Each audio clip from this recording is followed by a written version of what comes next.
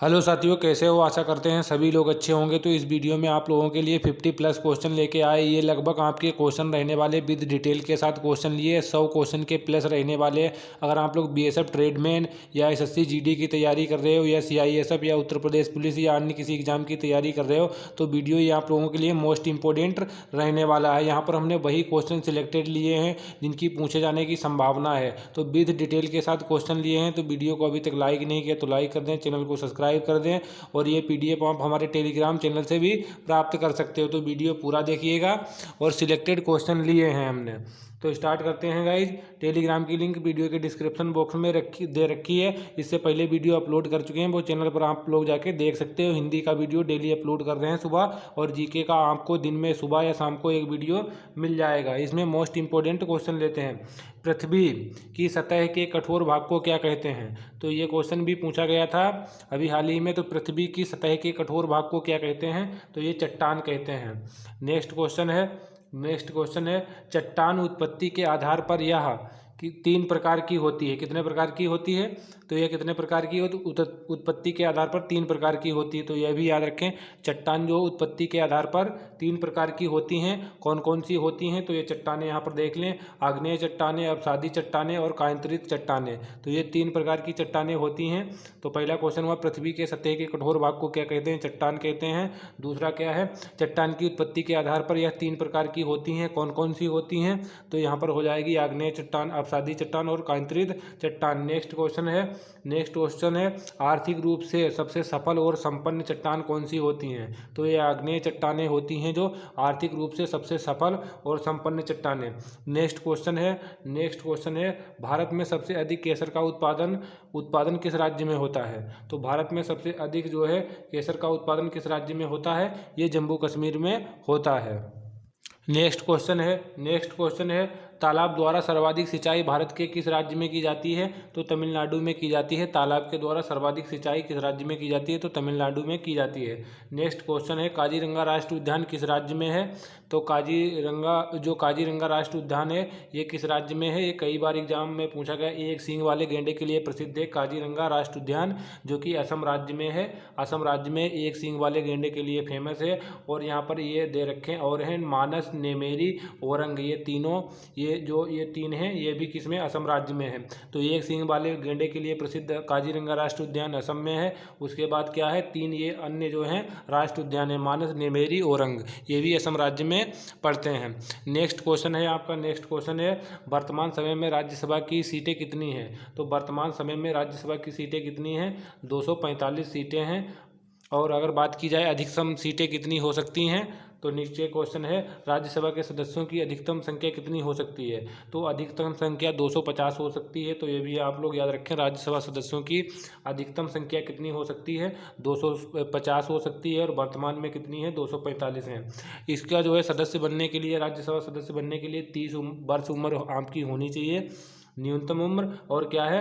12 सदस्यों को राष्ट्रपति के द्वारा मनोनीत किया जाता है। जो राज्यसभा में है क्या 12 सदस्यों को जो है राष्ट्रपति के द्वारा मनोनीत किया जाता है।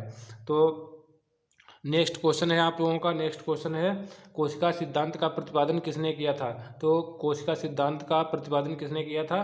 तो ये कौन थे? मैथियस स्लाइडन एवं थियोडोर स्वान, इन्होंने क्या है कोशिका सिद्धांत का प्रतिपादन किया था।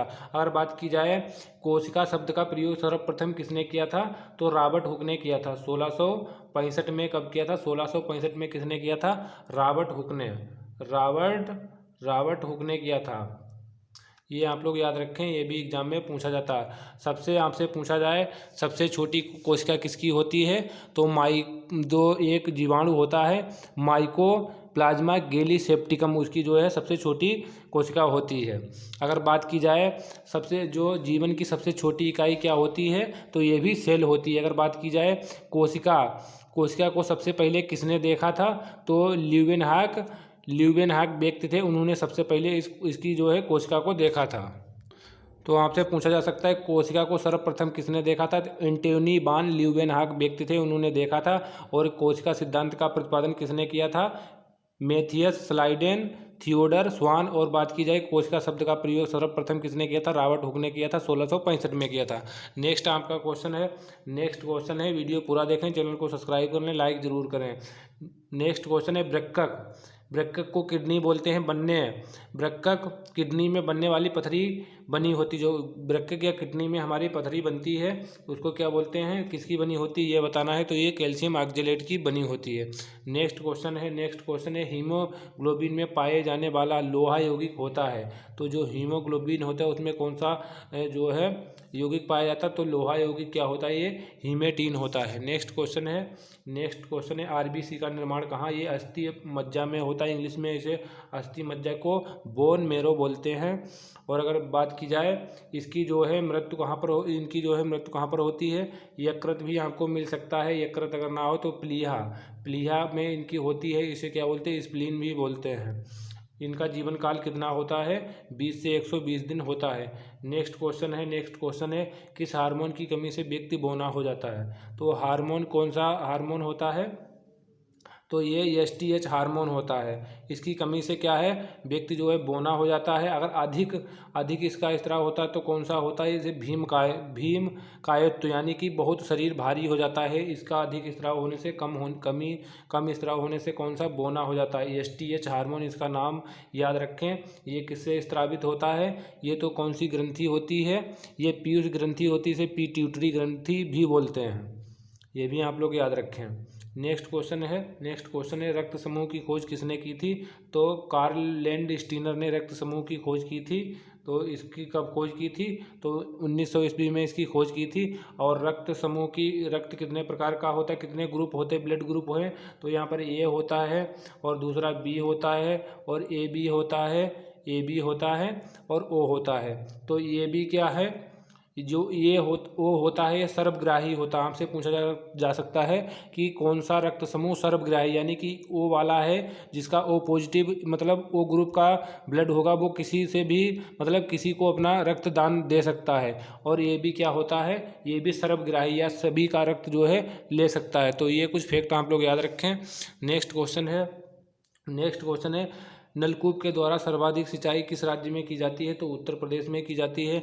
नेक्स्ट क्वेश्चन है भारतीय रिजर्व बैंक की स्थापना कब हुई थी? 1 अप्रैल 1935 में हुई थी। राष्ट्रीयकरण 1 जनवरी 1949 को इसका हुआ था।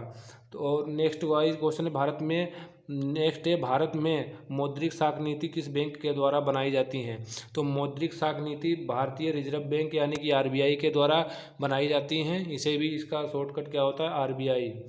आरबीआई। नेक्स्ट आरबीआई से संबंधित भारतीय रिजर्व बैंक के प्रथम गवर्नर कौन थे? तो ये प्रथम गवर्नर पूछा गया है भारतीय रिजर्व बैंक की स्थापना कौन से एक्ट के तहत हुई थी? एक्ट 1935 जो आया था उसी के तहत जो है आरबीआई की स्थापना हुई थी भारतीय रिजर्व बैंक की। और कितने रुपए के साथ हुई थी? तो 5 करोड़ रुपए के साथ इसकी स्थापना हुई थी। और आपसे पूछा जाए प्रथम भारतीय रिजर्व बैंक के प्रथम गवर्नर कौन थे? तो ये सर ओसबॉर्न स्मिथ थे। नेक्स्ट आपसे क्वेश्चन पूछा जाता है प्रथम भारतीय स्वतंत्र भारत के प्रथम गवर्नर कौन थे? तो ये सीडी देशमुख थे। नेक्स्ट क्वेश्चन आपका इकोनॉमिक्स से बीमा, बैंकिंग, चिकित्सा, शिक्षा, पर्यटन, अर्थव्यवस्था के किस क्षेत्र में आते हैं? तो ये तृतीय क्षेत्र में आते हैं। किसमें? तृतीय क्षेत्र में आते हैं। बीमा, बैंकिंग, चिकित्सा, शिक्षा, पर्यटन ये तृतीय क्षेत्र में आते हैं। और अगर बात की जाए प्रथम क्षेत्र में कौन कौन से आते हैं? तो प्राथमिक क्षेत्र में क्या है? इसका प्रकृति से संबंध होता है। इसमें क्या जल हो गया, भूमि हो गई, कृषि हो गई, और ये सभी जो हैं प्राथमिक क्षेत्र में आते हैं। नेक्स्ट है दूसरा क्षेत्र है। दूसरे में क्या विनिर्माण का कार्य होता है, कारखाने वगैरह आ जाते हैं, जैसे बिस्किट बनना है, ये द्वितीय में आ जाएगा। तो ये द्वितीय क्षेत्र होता है। तो ये जो बैंकिंग या सर्विस सेक्टर इसे बोलते हैं, तो तृतीय क्षेत्र में ये आ जाएगा। नेक्स्ट गाइज बात कर लेते हैं भारतीय अर्थव्यवस्था के सकल राष्ट्रीय उत्पाद में सबसे अधिक योगदान किसका है? तो तृतीय क्षेत्र का है। नेक्स्ट क्वेश्चन है भारतीय अर्थव्यवस्था किस प्रकार की अर्थव्यवस्था है? तो मिश्रित अर्थव्यवस्था। अगर आप लोगों को हमारा वीडियो अच्छा लगे तो चैनल को सब्सक्राइब जरूर करें। भारत के किस राज्य की प्रति व्यक्ति आय सबसे अधिक है? तो गोवा राज्य की सबसे अधिक है। नेक्स्ट है राष्ट्रीय ग्रामीण रोजगार गारंटी अधिनियम नरेगा की शुरुआत कब हुई थी? ये क्वेश्चन भी कई बार पूछा गया। तो इसकी स्थापना कब हुई थी? 2 फरवरी 2006 में इसकी स्थापना की गई थी और बाद में इसका नाम 2 अक्टूबर 2009 को क्या कर दिया गया? मनरेगा कर दिया गया और पहले नरेगा था। नेक्स्ट गाइस क्वेश्चन है, सिंधु सभ्यता की मुख्य फसल थी। तो सिंधु सभ्यता की मुख्य फसल थी गेहूं और जौ। अगर आपको इनमें से गेहूं ना मिले तो जौ टिक कर देना है, जौ ना मिले तो गेहूं टिक कर देना है ऑप्शन में। आर्यों का मुख्य व्यवसाय क्या था? कृषि एवं पशुपालन। आर्य सबसे पहले कहाँ बसे थे? ये मध्य एशिया से आए थे और मत वहाँ पर अलग अलग भी हो सकता है, क्योंकि अपना अपना जो पुरातत्ववेत्ता हैं वो अपना अपना मत देते हैं। और सबसे पहले ये कहाँ बसे थे? पंजाब में। नेक्स्ट गाइस क्वेश्चन है, मौर्य वंश का अंतिम शासक कौन था? तो कौन था? बृहद्रथ था। और प्रथम शासक कौन था?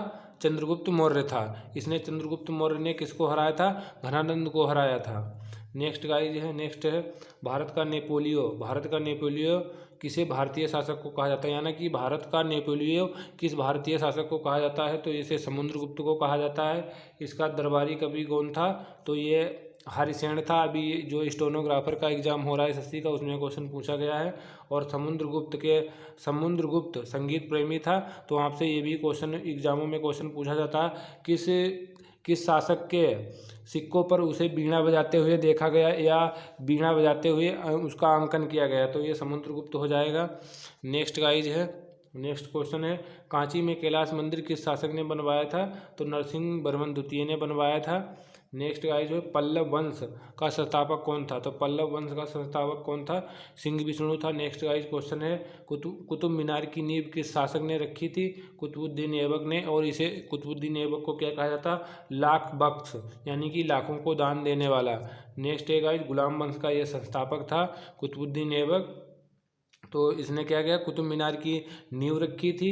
और पूरा किसने करवाया था? इल्तुतमिश ने करवाया था और गुलाम वंश का संस्थापक था। कुछ ये फैक्ट याद रखें। नेक्स्ट का क्वेश्चन है, नेक्स्ट क्वेश्चन है दिल्ली सल्तनत के किस शासक की मृत्यु चौगान पोलो खेलते समय घोड़े से गिरकर हो गई थी? तो ये भी कुतुबुद्दीन ऐबक था। और 2.5 दिन का झोपड़ा है, इसने अजमेर में है, इसका निर्माण करवाया था। घोड़े से गिरकर जो है चौगान पोलो खेलते समय मौत हो गई थी। ये भी क्वेश्चन एग्जाम में डायरेक्ट पूछा जाता है। नेक्स्ट क्वेश्चन है, रक्त लोहा नीति किस शासक ने अपनाई थी? तो ये बलबन था, इसने रक्त और लोहा नीति अपनाई थी। और इसने बलबन ने क्या किया था? सिजदा और पेबोस प्रथा की शुरुआत की थी। किसने? बलबन ने। दिल्ली सल्तनत के किस शासक को पागल, रक्त पिपासु, सुपनशील कहा जाता है? ये किसको कहा जाता है? तो यहाँ पर थोड़ा ये मिस्टेक हो गया, यहाँ पर बलबन हो गया है। तो यहाँ पर कौन हो जाएगा? मोहम्मद बिन तुगलक हो जाएगा। तो आप लोग यहाँ पर तुगलक लिख लें, यहाँ पर जो थोड़ा मिस्टेक हो गया लिखने में। तो दिल्ली सल्तनत के किस शासक को पागल, रक्त पिपासु और सुपनशील कहा जाता था? तो इसे मोहम्मद बिन तुगलक को कहा जाता था। और ये दिल्ली सल्तनत का मोहम्मद बिन तुगलक सबसे पढ़ा लिखा शासक था। तो ये भी आपसे एग्जाम में पूछा जा सकता है कि सबसे विद्वान शासक कौन था? तो मोहम्मद बिन तुगलक था। इसे क्या कहा जाता है? पागल, रक्त पिपासु, सुपनशील कहा जाता है। ठीक है, तो इसे यहाँ पर कट कर देते हैं। नेक्स्ट गाइस क्वेश्चन है आपका, संविधान सभा की प्रथम बैठक कब हुई थी? 9 दिसंबर 1946 को हुई थी। अस्थायी अध्यक्ष किसे चुना गया था? ये सच्चिदानंद सिन्हा को चुना गया था। ये बैठक कहाँ हुई थी? तो ये नई दिल्ली में हुई थी। नेक्स्ट क्वेश्चन है, और इसकी अगर बात की जाए स्थायी अध्यक्ष कौन बने थे, ये भी पूछा जाता है। उसके बाद जो स्थायी अध्यक्ष बने थे डॉक्टर राजेंद्र प्रसाद बने थे। नेक्स्ट क्वेश्चन है, नेहरू द्वारा प्रस्तुत उद्देश्य प्रस्ताव संविधान सभा ने कब स्वीकृत किया था?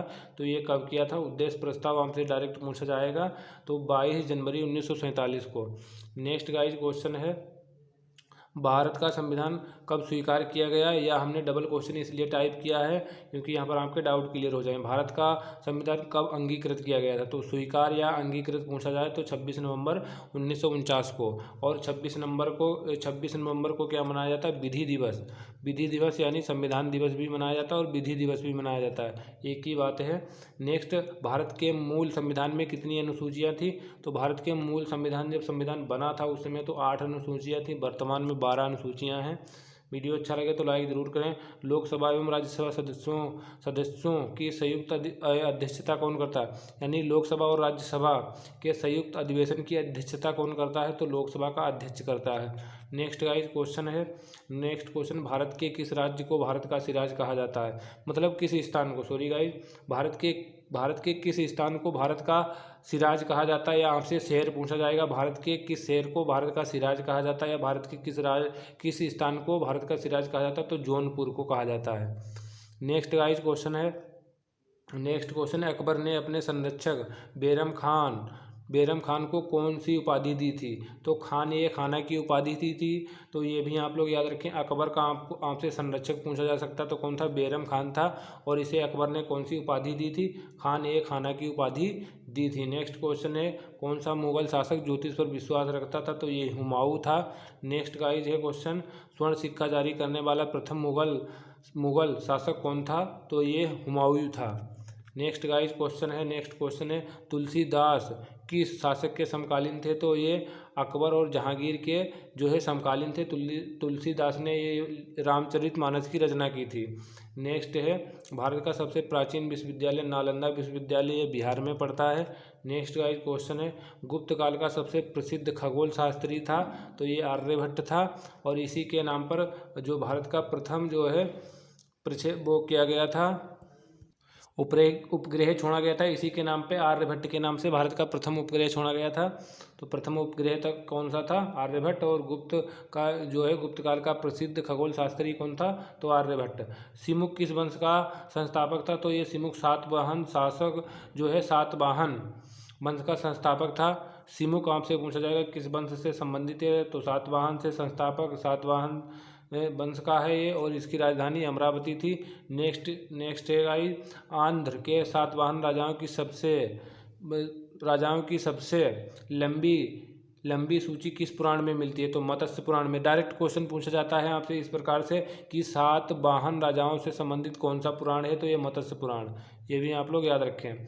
नेक्स्ट गाइज है, सातवाहन शासकों में सबसे प्रतापी शासक कौन था? तो गौतमीपुत्र सतकर्णी था। और भूमिदान सबसे पहले जो है सातवाहन राजाओं ने की थी। देना। नेक्स्ट गाइज है, बुद्ध का अंकन किसके सिक्कों पर मिलता है? तो कनिष्क के सिक्कों पर मिलता है। और कनिष्क के जो है राजवेद कौन थे? चरक थे। चरक द्वारा एक पुस्तक लिखी थी, इन्होंने लिखी थी। इसका संबंध जो है चिकित्सा से, ये भी एग्जाम में पूछा जाता है। नेक्स्ट क्वेश्चन है, भारत का सर्वप्रथम उल्लेख किस अभिलेख में मिलता है? तो हाथी गुफा में उल्लेख मिलता है। नेक्स्ट गाइस क्वेश्चन है, ब्राह्मी लिपि को सर्वप्रथम किस विद्वान ने पढ़ा था? तो जेम्स प्रिंसेप ने 1837 में पढ़ा था। तो गाइज आज की वीडियो में हमने ये मोस्ट इंपॉर्टेंट क्वेश्चन डिस्कस किए और पढ़े हैं। तो गाइज आप लोगों को वीडियो अच्छा लगा तो चैनल को सब्सक्राइब करें, लाइक करें और दोस्तों के साथ शेयर करें। कुछ आप लोगों को एक्स्ट्रा भी जानकारी हमने दी है।